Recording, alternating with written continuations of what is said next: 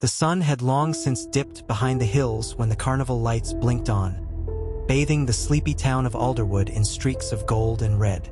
Laughter and the sweet scent of kettle corn filled the air as families poured into the fairgrounds for the annual Spring Harvest Festival. It was a tradition, the one event that, every year without fail, brought the entire town together. 17-year-old Emily Hawthorne stood at the edge of the lights, her camera slung around her neck. She took a breath, trying to shake the unease building in her chest. Something felt off tonight. The laughter seemed forced, the light too dim. Her instincts whispered warnings, but she brushed them aside. She had promised Sarah she'd meet her by the Ferris wheel, and Sarah was never late.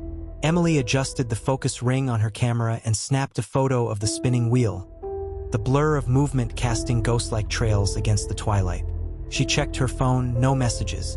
She walked past the funnel cake stand, the line of booths, and the row of hay bales where teenagers loitered and whispered. Still no sign of Sarah. A strange sense of being watched prickled her neck.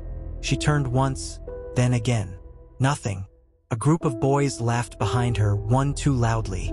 She smiled politely and moved away. She didn't like being alone in crowds, didn't like being stared at. Then, a voice. Emily. She turned. A familiar face. Not a friend exactly, more like someone who existed on the edge of her world. Didn't expect to see you here, he said. She offered a small, uncertain smile. I'm meeting someone. I saw Sarah leave a little while ago. Looked like she was upset. Emily's smile faded. What? Why? He shrugged. I don't know. Maybe you should check the orchard. The orchard? He gave her a crooked grin.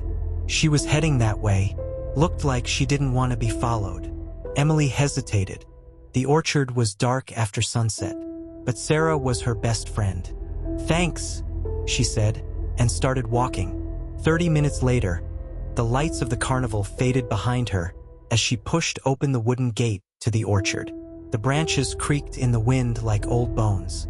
She called out once, then again. No answer. She stepped over a gnarled root and deeper into the trees. Her flashlight flickered. A whisper. Emily. She froze. Sarah? She called. No answer. A branch cracked behind her. She turned, heart pounding. Nothing but shadows. She took another step. Then something sharp struck her from behind. Her flashlight hit the ground. The world spun. Then darkness.